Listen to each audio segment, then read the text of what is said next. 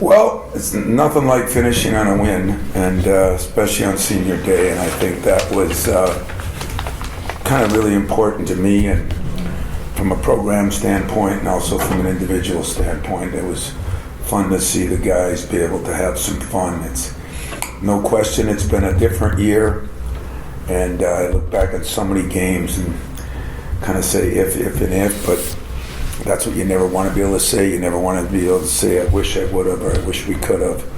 So as I said to you earlier, when you struggle in a couple games, sometimes it's the team you're playing, sometimes it's you. With Sunday's win, it was special for our seniors, and now we get into tournament time and one and done time, and I think we've been pretty well versed on the ups and downs of a season, and now understanding that those same mistakes that are the my bads don't get to be my bads anymore. It'll be great to get back to the Big Ten tournament with fans. It's definitely been one of the better tournaments in the country. I think it's starting to rival the ACC, which had it for 30 years. That's exciting. As far as playing Maryland again, I know it's not fun. It's like pulling teeth when you play the same team over and over and over, especially back to back. But it is what it is. It's not easy to beat a team 3 times, but both teams certainly know each other pretty well, and we've had fairly big leads in both games, and they found a way to come back. I think that's a great tribute to them. I think it's a tribute to maybe, in all fairness and honesty, the job Danny's done. Not easy to take over a program halfway through, but understand those are good players. Ayala is as good a player he could play for anybody. That's Russell is, I think, unbelievable. I mean, you watch him in warm-ups, his athletic ability, the way he can shoot it, the way he can handle it. Scott has been a thorn in our side forever. Now with the 2 centers inside, they're definitely more than adequate there. Keem Hart, they all got experience. They've all got a couple, 2 to 3 years of starting. And, I think that covers a lot of people. I think everybody saw how dangerous Ayala can be. He shot a couple from the logo. And we're going to have to do a little better job on him. But if we could do the same job on Russell, I think that gives us a better chance. We didn't stop him, but kind of contained him a little bit. So as far as we go, AJ has been sick for a week, and I think he's doing better. He said he was doing better last week, and yet today was the first day I saw some lift in him as far as everything goes, and he just seemed to be at a different level today. Had a really good practice yesterday. We gave him the day off, a little film session. Now just trying to monitor, what we got to do to be ready and be physically and mentally ready for the weekend. We're practicing in the morning, we're leaving, and then the fun begins. So, questions? Are you guys, not that I care, but just out of curiosity, are all of you just being safe and secure? Do you have to wear masks now? Well, that was my idea. You should have a full-length one on, top to bottom. We were asked to wear one out of courtesy. Nicky told us the other day about that. Just who did? Ferry said around the players, he didn't really care about you. Yeah, take them off and on me, gang. This is, yeah, you don't have to, no worries with me. There's a lot of people that hope I get sick, so don't worry about that. But I guess that's nice of Nick, but since the president opened it up finally after all this time, I think, you guys do what you want. Don't want to tell anybody what to do, because that would be a mortal sin, but do what you want, but I'm okay with it. How's that? Kind of, I was going to ask about AJ. If he is able to get back to kind of his normal workload, how does that help you guys for that?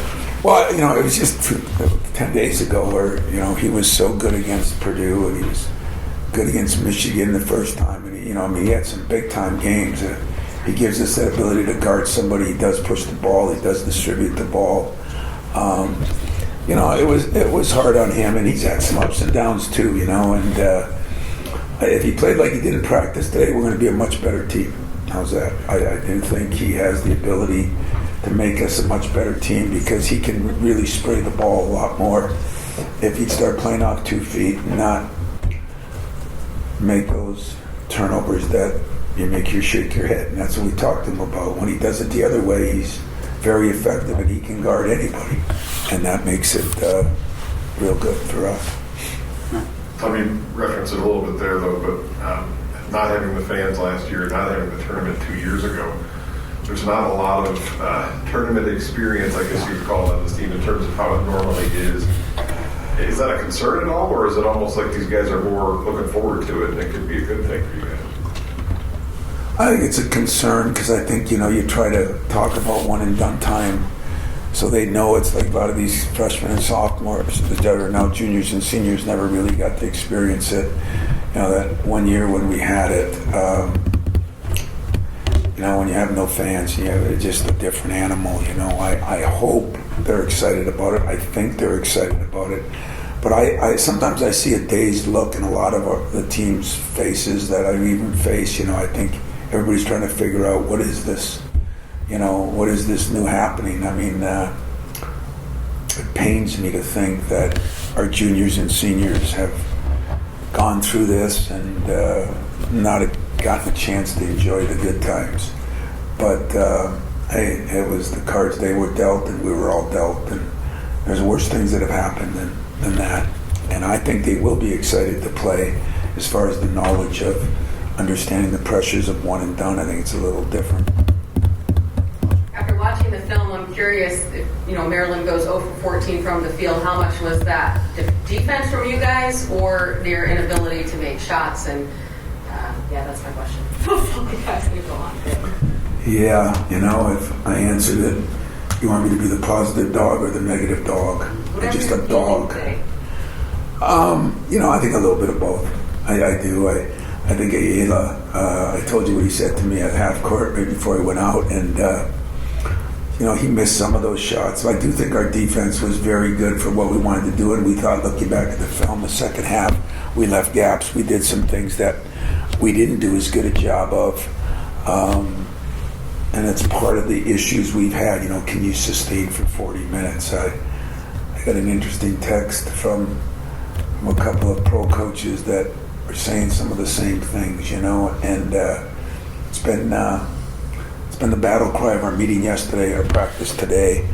I thought we had a really good practice. I thought the guys were excited to be there and excited for the start of a new season, and so I think it was 50-50. I think they missed some shots, but I think our defense in the first half was as good defensively we played in a long time. If you talk about, we started using this word back in the middle of January. We really had a connected team, and we made that a big deal to all of you, and you guys made it a big deal to us.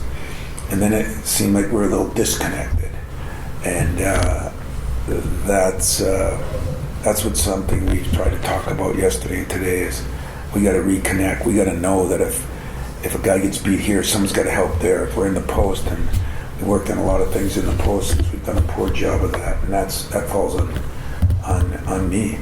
And so we're going to do a better job of that kind of defense too. So I'd say a little bit of both. Chris? Looking back at last year, different arena, different environment, obviously, but these guys played the same Maryland team or similar Maryland team. How much do you look back at last year and show them what happened there and try and point them to change things? Yeah, unequivocally zero. I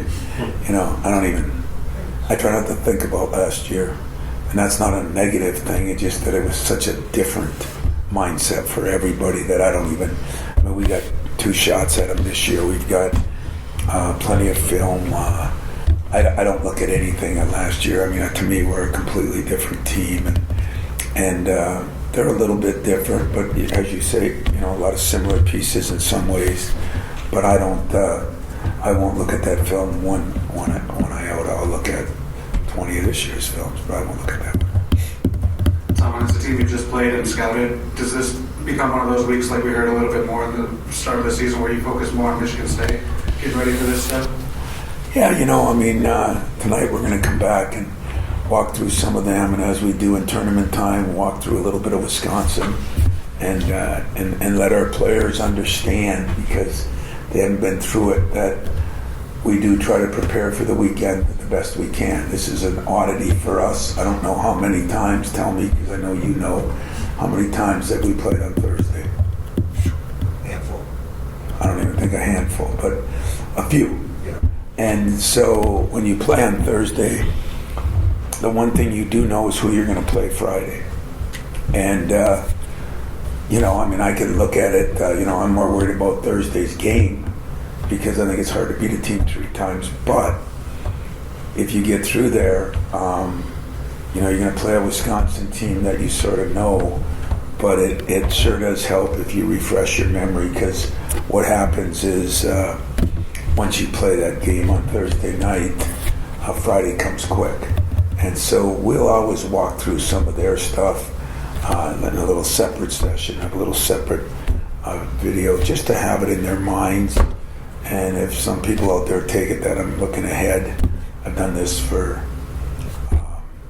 after the first Final Four, actually the first Final Four I went to. I've done it every year since, in every tournament I played in. I learned early after going to a Final Four that winning games isn't as important as winning tournaments. And to win a tournament, you have to win the weekend. And so winning one game never did excite me after the Final Four. It excited me before it, but never after it. And so we approach every tournament like that, whether we're down in the Bahamas, whether we're, but it's harder down there because 2 teams play on one night, and then 2 teams play the same night, and you play the winner. So then you have to prepare for 3 teams, which we do in the NCAA tournament. But in this one, we'll look at Wisconsin. We'll spend half hour on them just so they have a feel. And tomorrow, put that to bed. Totally focus on Maryland and on Michigan State. So your question, I beat around the bush. Your question is, we're focusing on us a lot, and that's why we looked at all the things we didn't do well. What did we not do well in the last game? We didn't handle the pickup point. We didn't handle the transition defenses. The pickup point on Ayala is at the logo. We didn't handle the transition defense very well. I thought we were backpedaling, and we got 2 over the tops, and I said it hasn't happened all year long. So we tried to clean up some of those things, ball screen defenses, different things that they run, what we're going to do in the post. That's what today's practice was all about, more about Michigan State than even them. Any team we play, we want to be able to do a better job. And tonight we'll do a little bit on our offense and a little bit on the 2 teams now where we're actually running their stuff. Thank you. But go ahead, Jack. He'll like yours better than mine. That's true. I didn't say that earlier. That's true. I was going to ask you about base model. With the chance to play 4 games in 4 days, could your depth be as important as it's been at any point this season if you can get a couple of wins? Yeah, that's the funny part as you look forward and you say, well, how do you win the weekend? Because that's what we should be thinking about here. 1 game at a time. Make sure, don't take that wrong, because I know how it goes, but I do think I've looked at the whole weekend and I said we do have one of those teams that could play 10, 11 guys.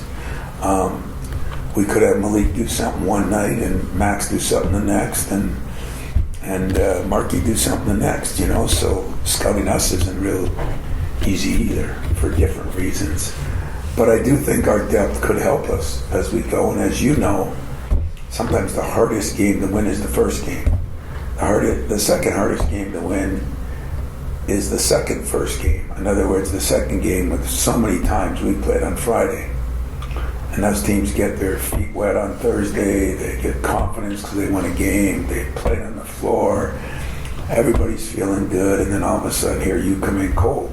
So those 2 are almost more important than the others, but when you're playing in one and done, you realize every game is just as important, because if you lose, you don't move on.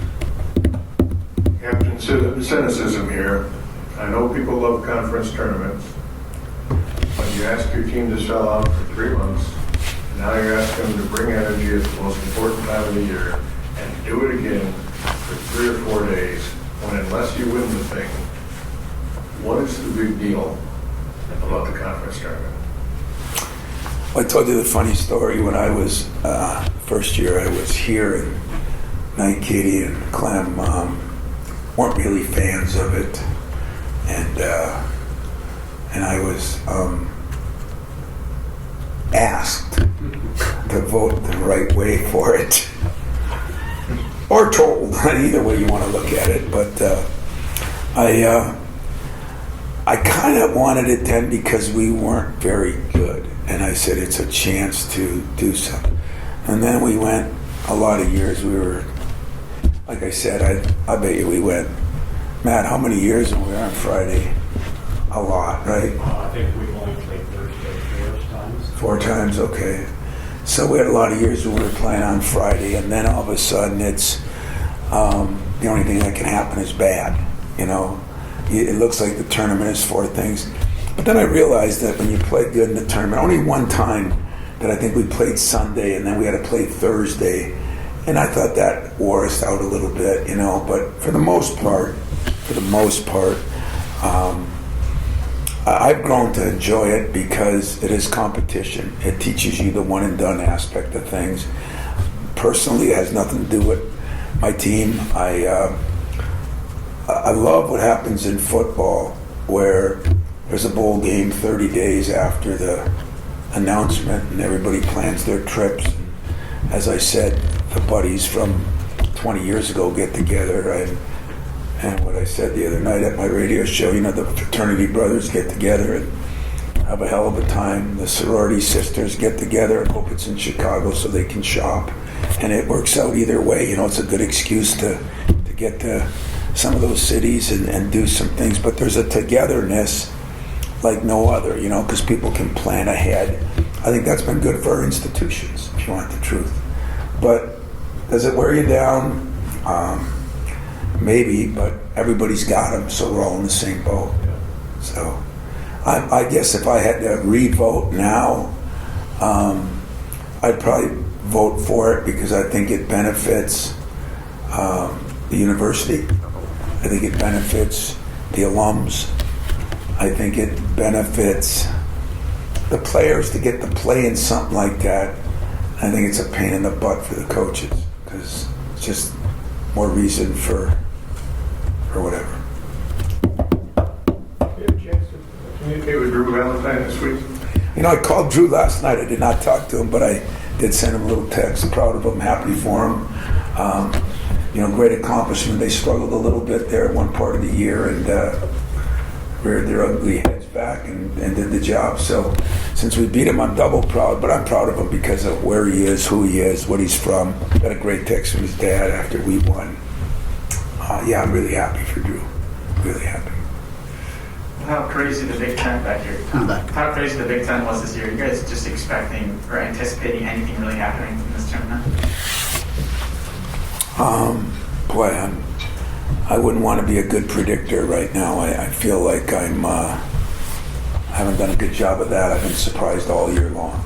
You know, I talked to Greg Gard yesterday, and you know, I left. I was up in my office. I left, went downstairs. They were up 10 with 5 minutes left, and you know, it's illegal for Wisconsin to lose a game like that. It's not even un-American. It's flat out illegal. They just don't do that. They've won 14 games in a row at 5 points or less. And he said, you know, just an out-of-body experience, missed layups, key guys, veteran guys missing free throws. I think that's the kind of year it's been everywhere. And so I would be surprised if favorites win it because it's just been that kind of year. But yet I think there's 2 or 3 teams that, you know, are maybe a notch above the rest right now. In Illinois, Purdue, Wisconsin are very good. But I think it was Mike DeCourcy said it. And then you look at the Thursday games. My God, there's a lot of big games, big matchups on Thursdays. So I think it's gonna be a hell of a weekend of basketball and see who survives. You see a tournament like this where anybody could win, like You know, like. Well, you know, you look at Nebraska. Teams. Yeah, you look at Nebraska and you say, can they do that? And then you look at what they did in their last 3 games. I think it was Iowa a bunch of years ago. I think almost came the whole distance. Got beat in the finals, or did they win it? I don't think, no one's ever done 5, but I would did 4. Illinois came all the way and lost to you. Yeah, They were 11. yeah. That's when we only had 12 teams, so right. Yeah, so I don't know. I think it's going to be interesting. I can only say that, and I think it'll be competitive. And yet, if it goes like the rest of the season, hang on. I mean, somebody has been more, I guess, upsets you call them, but hang on. I'm wondering if your team has evolved over the season, how you've seen opponents play you in terms of focus of scouting report. It seemed like there was a period where Max Christie was somebody they emphasized, and how that's changed is a guy like Tyson's had a big day, or as things that Malik's evolved. Like, how different are people playing you, and where are they focusing than maybe they were in December?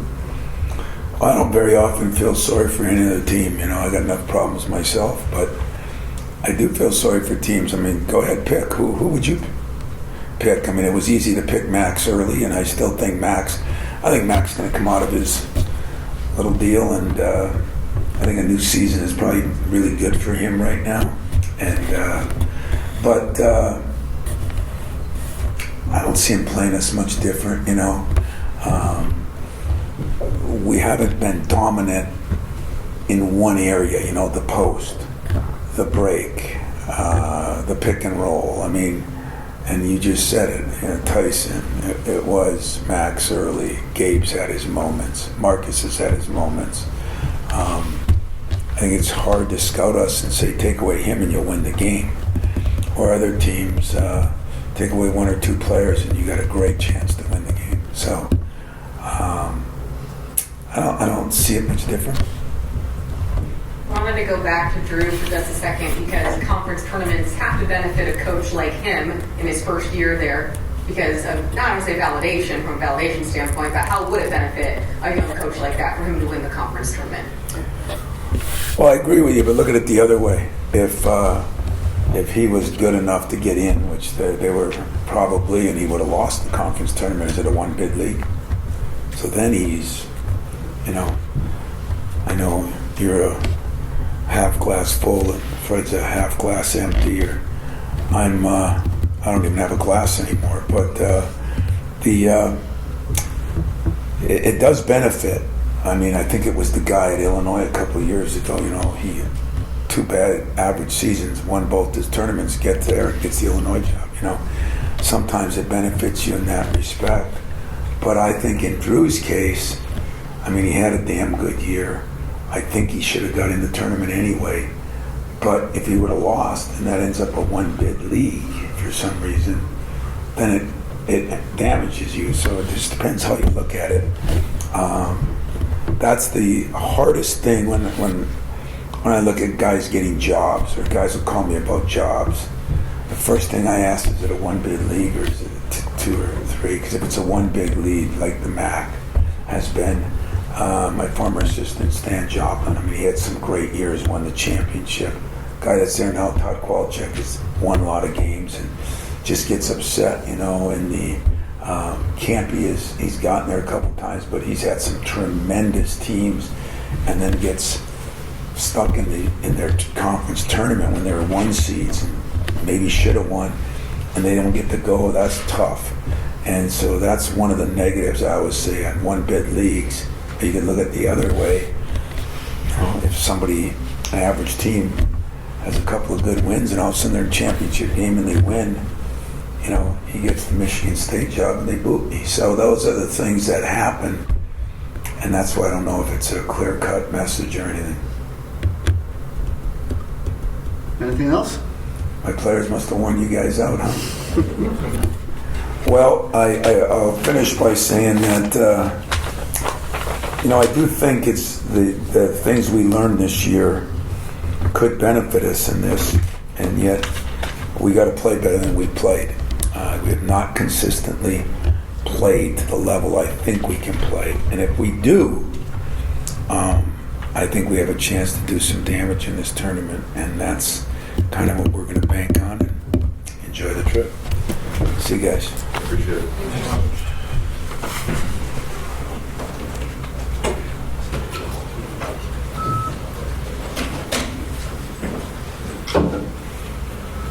Fred, if you don't bring back the second. Thank